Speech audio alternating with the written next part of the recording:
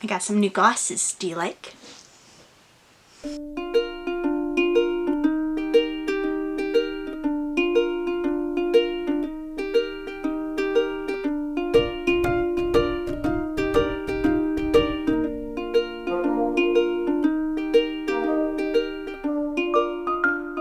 Hi friends, welcome back to my channel. If you're new here, my name is Ashley and today I am here to do my May wrap-up. So let's just start with some stats. I'm trying to do better about giving more information. In the month of May, I read a total of 11 books.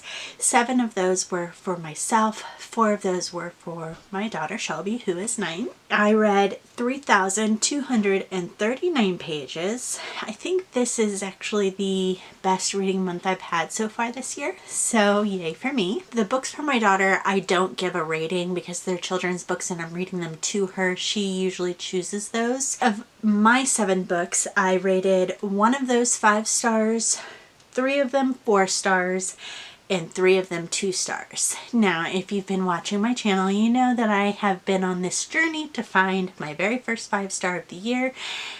And I just said I have a 5-star, but I'm not going to be counting that officially as my first 5-star of the year. That was actually a reread. So I don't really count that as my first 5-star of the year, and I am still currently searching for the first 5-star because I guess I'm just being a little bit picky this year. Anyways, as far as genres go, I had a really wide variety and kind of a surprising one. I read 1 of each of the following genres: mystery thriller, dystopian, women's fiction, sci-fi, and fantasy. That's 5 books. Then the last 2 books both fell into the non-fiction genre, like Who Am I? Not only that, but 4 of the 7 reads were audiobooks. All the things are changing this year. For the age range, going on the 11 books this time, 4 of them were adult, 3 were middle grade, and like I said, 4 of them were for children. Alright, so I think those are all of the generalized stats. Let's get into the books that I read. The first book that I completed in the month of May was the reread.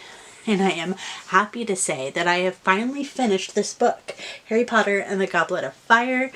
I have been reading this since last year.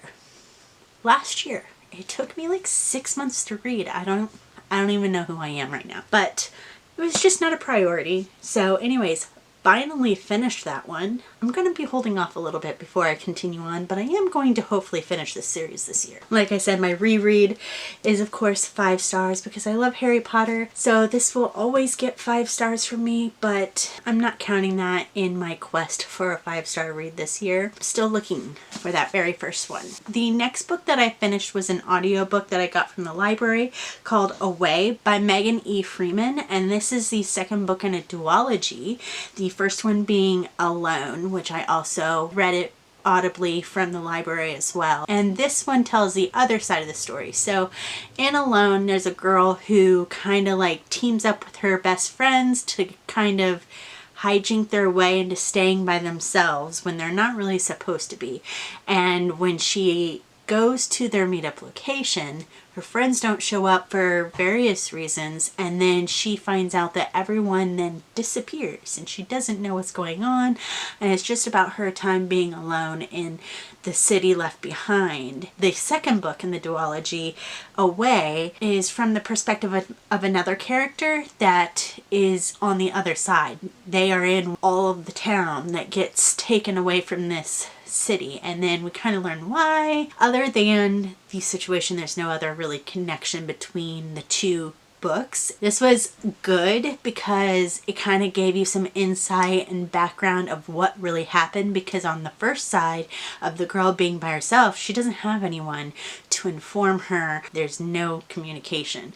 So it was good to get some of that information, and it was just a quick read, and I gave it 4 stars. The next book that I picked up was Cold Eternity by S.A. Barnes, and I was really looking forward to another S.A. Barnes novel. I read Dead Silence. I actually listened to it on audio, and I loved that book. Like, I think I rated that one 5 stars. So I was really hoping and anticipating another really good read. This one was okay. I was a little bit disappointed, but I also understand why it didn't rate as highly because of the actual plot line was kind of different. So Cold Eternity takes place in the future and in space, and they have these colonies, and in this colony they have like ways to freeze a body, and they had hoped to like bring them back years later, and then they find out that that's probably not going to happen right now.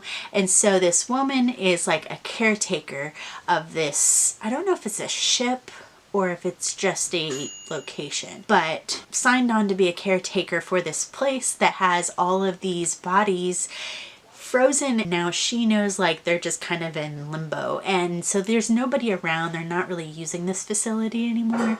They're just taking care of the people that are there, kind of. It's also kind of a thriller horror. There's like things happening that she doesn't really understand, and it's kind of spooky and atmospheric. This one, the atmosphere didn't hold up quite as well, but it was still pretty interesting, and I rated it 3.5 stars. I do have one more book on my shelf by S.A. Barnes, and I'm hoping that one will also be a really good read. It'll kind of be my tiebreaker, I guess. I'm really looking forward to that one. The next book that I picked up was a nonfiction memoir, In the House of My Mother, by Ruby Franke. Ruby Franke is the daughter of parents who like put their family on YouTube in family vlogging style years back. I remember watching their videos. If you don't know, I forget what the mom's name is, but she was arrested along with another woman for abusing her children. I do remember watching some of her videos and being like, that's a little extreme. Apparently there's a lot more going on behind the scenes. I don't generally like stay up on that kind of stuff, so it's just happened that I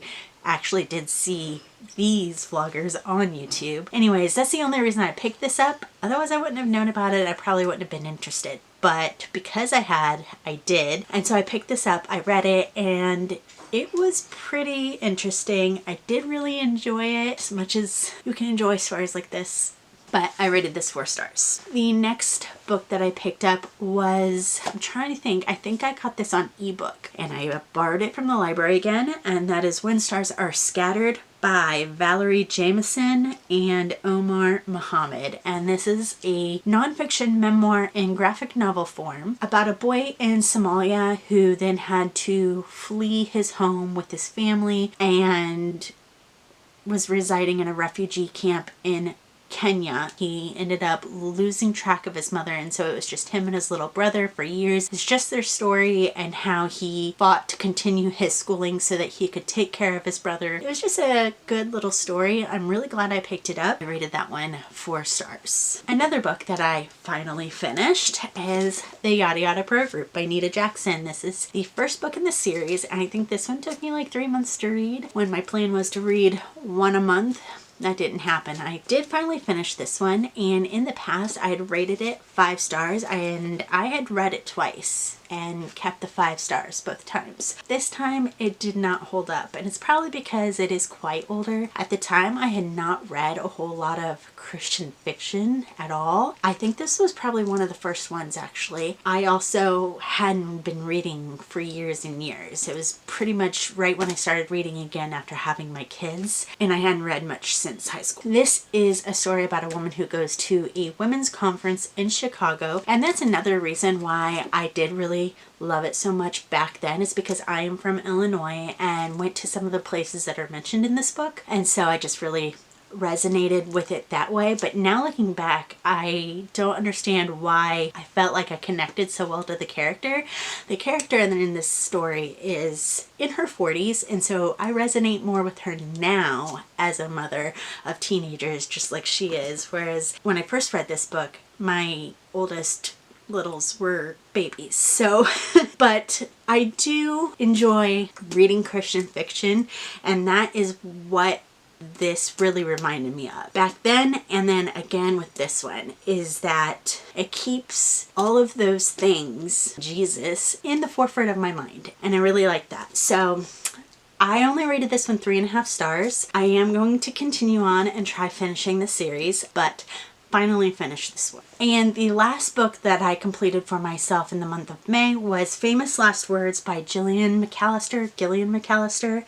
And this was the book club pick for May for the Sleep When I'm Dead book club. This was the second Gillian McAllister book for the year, I think, and both times they were just mid-okay books for me. I had to go back and look at what this one was about because I couldn't remember, even though I literally just finished it like a week and a half ago. Famous Last Words is about a woman who is a publisher of some sort in the book world, and her husband was a writer at one point. That's how they met. They got married, they had their baby girl, and after her maternity leave, she's going to go back to work, and the very first day she goes to drop her baby off at nursery, her husband isn't there, and she thinks like, wow, thanks for supporting me this day, right? And then she comes to find out that there was a reason why he wasn't there, and that was because he was holding up some people hostage. It's just the story of that day and then what happens after that. The story of the actual day of what happened, that part was pretty interesting, but it was only in the first like maybe quarter of the book. The rest of the book was kind of slow. Like I said, it was just okay. I rated it 3 stars. I don't know that I'm going to really continue picking up Gillian McAllister's work because the last book that I read by her was also just 3 stars. So those are all the books that I completed in the month of March. I have a few that I am still in the middle of and continuing on in the month of June. One being the second book of the Yada Yada Pro Group series. I'm not very far into this one. I'm only about 50 pages in so far. I haven't been reading a whole lot, so need to get on that. The next one again is The Perfume Collector. I have not progressed much in this since I've talked about it the other multiple times, but I am hoping to get this done in the month of June. The last one I have is The Shining by Stephen King. This one I did start in May, and I am buddy reading this with my 14-year-old daughter. I am about halfway through so far. We're kind of taking a break because my daughter's a little bit behind and she's volunteering with the VBS at our church this week, so things are really busy, and so we're kind of taking a pause, but hopefully we'll be picking that up again soon. I'm really enjoying this so far. She thinks it's kind of slow and boring, but she is not a character-driven reader where I am, and I think this is very much, at least so far, a character-driven novel. It's starting to pick up though. I'm really excited to get reading again, and I'm like, you need to catch up. But yeah, carrying that one in through the month of June.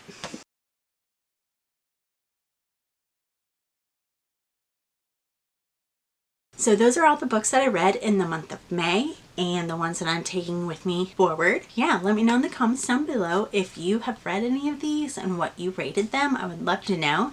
And thanks for watching. I will see you next time. Bye!